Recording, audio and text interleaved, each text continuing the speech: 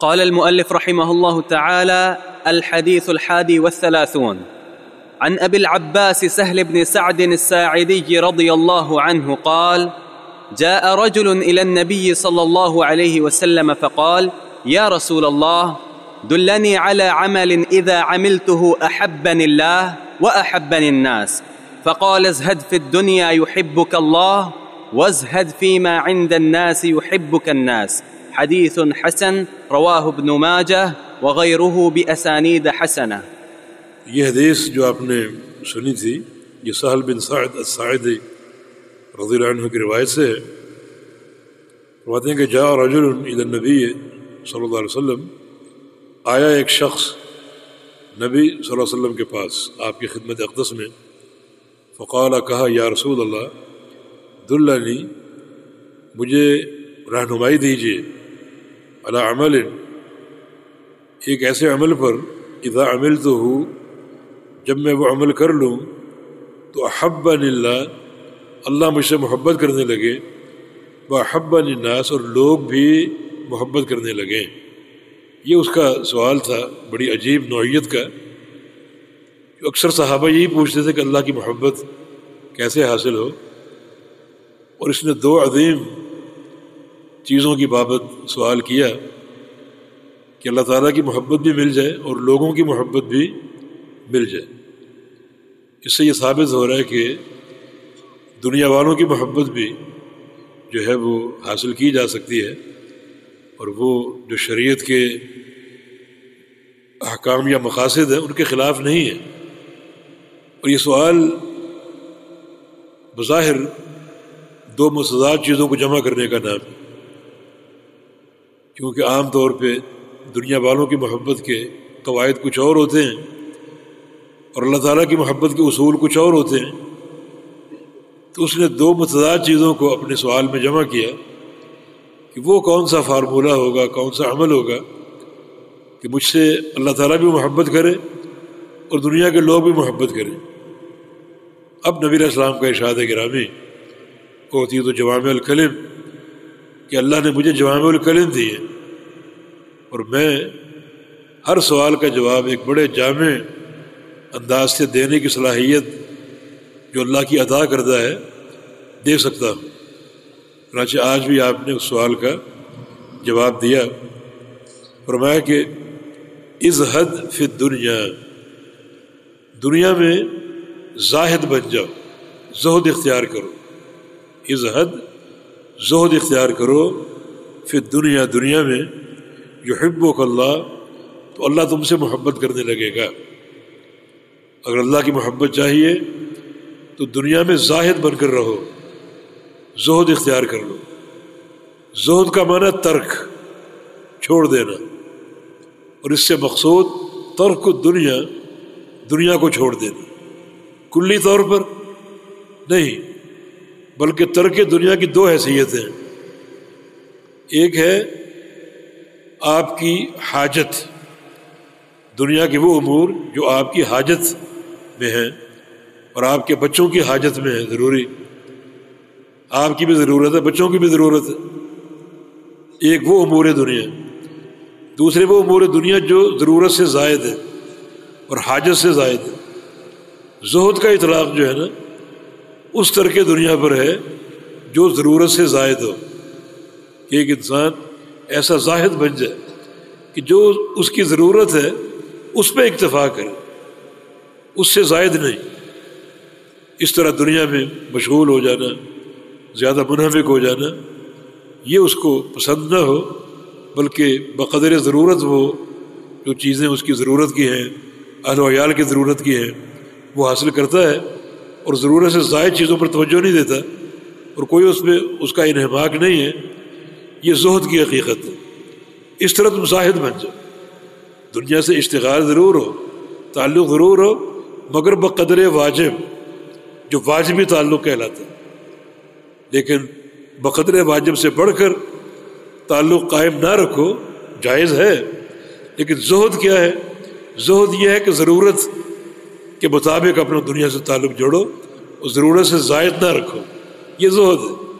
ویسے مکمل تعلق رکھنا ضرورت کے مطابق بھی، ضرورت سے زائد بھی جائز ہے، اپنے اپنے اس کے احکام اور قیود ہیں۔ لیکن یہاں زہد کی بات ہو رہی ہے تو زہد ترک دنیا کا نام ہے، اور ترک دنیا سے مراد یہاں پر یہ ہے کہ وہ امور دنیا کے جو آپ کی زندگی کی ضرورت ہیں اور آپ کے اہل خانہ کی ضرورت ہے، ان پر آپ اتفاق کریں، وہ حاصل کریں، ان کے لیے محنت کریں، تگودو کریں، لیکن جو امور ضرورت سے زائد ہیں ان کو آپ چھوڑ دیں، تو یہ زہد ہے۔ مقصد یہ کہ دنیا کی حرص نہ ہو، یہ اگر عمل کرو گے تو اللہ تم سے محبت کرے گا۔ اور وزہد فی ما عند الناس یحبک الناس، اور زہد اختیار کرو اس چیز کے بارے میں، اس مال کے بارے میں جو لوگوں کے پاس ہے۔ لوگوں کی مال کی تمہیں کوئی نہ نظر ہو نہ فکر ہو۔ اکثر لوگ ہوتے ہیں فلاں کی نظر نہ لگ جائے اور فلاں کا حسد مجھے نہ پہنچ جائے، تو آپ بالکل ایک لا تعلق ہو جائیں۔ وہ لوگوں کا جو مال ہے کوئی آپ کو اس سے واسطہ نہیں، کوئی آپ کی اس پر نظر نہیں، کوئی حسد کے جذبات نہیں ہے، بالکل لا تعلق ہو جاؤ، تو یحبک الناس، پھر لوگ بھی آپ سے محبت کریں گے۔ پھر لوگ آپ سے کب شکوہ کریں گے؟ جب آپ کی نظر ان کے مال کی طرف ہو، اور نظر بھی حرص والی ہو، حریصانہ نگاہ سے دیکھنا۔ تو یہ ہے لوگوں کے ہاتھوں میں جو مال ہے، اس مال کے تعلق سے بھی زہد اختیار کرو، کوئی اس پر نظر نہ ہو، کوئی اس کی پرواہ نہ ہو، کسی قسم کا حسد کا جذبہ نہ ہو، تو بالکل لا تعلق ہو جاؤ، تو اس سے لوگ بھی آپ سے محبت کریں گے۔ تو اس کا معنی یہ ہے کہ وہ جو دو اصول ہیں، جو دو نعمتیں عظیم الشان، اللہ کی محبت اور اہل دنیا کی محبت، یہ دونوں محبتیں حاصل ہوتی ہیں زہد پر عمل کرنے سے، کہ انسان دنیا میں زاہد بن جائے۔ جب زاہد بنے گا تو اللہ محبت کرے گا، اور جب لوگ بھی دیکھیں گے بندہ زاہد ہے، ہمارے مال پر اس کی کوئی نظر نہیں ہے، کوئی توجہ نہیں ہے، تو لوگ بھی آپ سے محبت کریں گے۔ محبت کب نہیں کریں گے؟ جب اپنے مال کے بارے میں لوگوں کو خدشات ہو، کسی قسم کا خدشہ ہو، تو ان کے دل میں کوئی آپ کے بارے میں میل کچیل آئے گی۔ لیکن اگر آپ کا کوئی تعلق ہی نہیں ہے، کوئی پرواہ ہی نہیں لوگوں کے مال کے حوالے سے، کوئی ان کی گاڑی ہے، بنگلہ ہے، بینک بیلنس ہے، کاروبار ہے، فیکٹری ہے، کوئی تعلق ہی نہیں ہے، تو پھر لوگ اس چیز کو پسند کریں گے اور آپ سے محبت کریں گے۔ ہاں، لوگوں سے ضرورت کی چیز کا سوال آپ کر سکتے ہیں۔ اگر ایک چیز آپ کے پاس نہیں ہے، آپ ضرورت مند ہیں، تو کسی بھائی سے اپنی حاجت ظاہر کر سکتے ہیں۔ یہ زہد کے خلاف نہیں ہے۔ زہد کے خلاف کیا ہے کہ آپ کے پاس بقدر ضرورت موجود ہے، اور پھر بھی آپ جو ہے وہ حرص دنیا کی قائم کر لیں، اور ضرورت سے بڑھ کر آپ کمانے کی کوشش کریں، لیکن ایک چیز کی آپ کو ضرورت ہے، آپ کے پاس موجود نہیں ہے، تو اس کا سوال آپ کر سکتے ہیں۔ ورنہ حقیقت زہد یہ ہے، اللہ سے سوال کرو۔ بقول شاعر، اللہ یغضب ان ترکت سوالہ وبنی آدم اذا سألت یغضب، کہ انسانوں سے سوال کرو گے انسان ناراض ہو، آپ تنقید کریں گے، منہ بنائیں گے، باتیں کریں گے۔ اللہ سے سوال نہ کرو گے تو اللہ ناراض ہو۔ یہ فرق ہے خالق اور مخلوق کا۔ مخلوق سے مانگو گے تو مخلوق ناراض ہو، اللہ سے نہ مانگو گے تو اللہ ناراض ہو۔ تو کیوں نہ ہم اسی کے ذات، اسی دربار کے بھکاری بننے کی کوشش کریں، اسی دربار کے سوالی بنیں، ہمارا افتخار، ہمارا احتیاج اللہ تعالیٰ کی ذات سے ہو، اسی دروازے کو دستک دیں۔ تو یہ ساری چیزیں اللہ تعالیٰ کی محبت کی بنیادیں ہیں اور محبت کے اسباب ہیں۔ تو بہرکیف سائل نے دونوں محبتوں کو جمع کیا اور ان کو حاصل کرنے کا فارمولہ نبی علیہ السلام سے پوچھا، اور آپ نے جو آپ کو جوامع الکلم دیے گئے، بڑے مختصر جملے میں اس کے سوال کا جواب دے دیا کہ تمہارے سوال کا جواب ہر قسم کی محبت کا حصول جس چیز پر قائم ہے وہ زہد ہے۔ زہد سے مراد ترک دنیا، ترک دنیا سے مراد جو واجب ہے دنیا کا، آپ کی ضرورت ہے، آپ کے بچوں کی ضرورت ہے، اس کی آپ تگودو کریں، حاصل کریں، اس سے بڑھ کر نہ کریں، اور زاہد بن جائیں، اور جو لوگوں کے پاس مال و دولت ہے اس سے بھی اب بے تعلق، لا تعلق، بے پرواہ ہو جائیں، تاکہ اللہ تعالیٰ کی محبت بھی مل جائے اور لوگوں کی محبت بھی حاصل ہو جائے. جی چلیں بارک اللہ فیکم. جہاد کی اقسام ہم نے تھوڑا سا اشارہ کیا تھا کہ جہاد ایک تو ہے بالسیف تلوار کے ساتھ، دوسرا ہے بالقلم، بالمال، باللسان زبان کے ساتھ، قلم کے ساتھ، مال کے ساتھ اور تلوار کے ساتھ. جس قسم کے جہاد کا تقاضا سامنے ہو اس کو اختیار کیا جائے. یہ ایک مختصر سا یعنی جہاد کی قسموں کے حوالے سے جہاد کا تعارف ہے. یعنی بعض لوگ جہاد صرف اس جہاد کو قرار دیتے ہیں جو میدان میں کفار کے ساتھ ہو، تلوار کے ساتھ. وہ قتال ہے. جہاد اور قتال میں فرق ہے. قتال بالسیف کا نام ہے اور جہاد جہد سے ہے.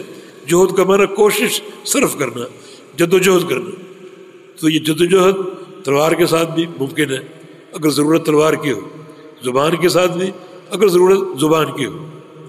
بلکہ زبان کا جہاد زیادہ اہمیت کا حامل، جس کی دلیل نبی علیہ السلام کی حدیث ہے اسلام رجل واحد خیر لی من قتل الف کافر. میری زبان سے، میری دعوت سے ایک کافر مسلمان ہو جائے یہ مجھے زیادہ پسند ہے کہ میری تلوار سے 1000 کفار کا قتل ہو. میدان جہاد میں 1000 کافر میری تلوار سے قتل ہو، اس سے بہتر یہ ہے کہ میری دعوت سے ایک کافر اسلام قبول کرے. وجہ کیا ہے؟ وجہ یہ ہے کہ کافر اگر اسلام قبول کریں گے تو یہ کفر کی موت ہے، اور اگر کفار کو ماریں گے تو یہ کفار کی موت، یہ انسان کی موت ہے. تو نظریے کی موت اگر ہو وہ زیادہ اہم کہ دنیا سے نظریے مٹ جائے. جو اس نظریے کے حاملین ہیں اس نظریے کو مٹا دیں تو پھر نظریے مٹ جائے گا، پھر قتال کی ضرورت نوبت ہی نہیں. تو آپ کا یہ فرمان کہ میری دعوت سے ایک کافر اسلام قبول کر لے مجھے زیادہ پسند ہے کہ میری تلوار سے 1000 کفار جو ہیں وہ قتل ہو. مسلمان ہوں گے تو یہ نظریہ مر جائے گا آہستہ آہستہ، اور لوگ قتل ہوں گے. نظریہ موجود ہے لیکن لوگ قتل ہوں گے. اور ویسے بھی اگر ایک بندہ آپ کی دعوت سے اسلام قبول کر لے تو یہ دنیا کی سب سے قیمتی دولت ہے. حدیث میں آتا ہے سب سے قیمتی دولت. یہ مختصر تعارف، اور مزید کوئی بات انشاءاللہ آگے آئے گی تو انشاءاللہ وضاحت کر دیں گے. بارک اللہ فیک.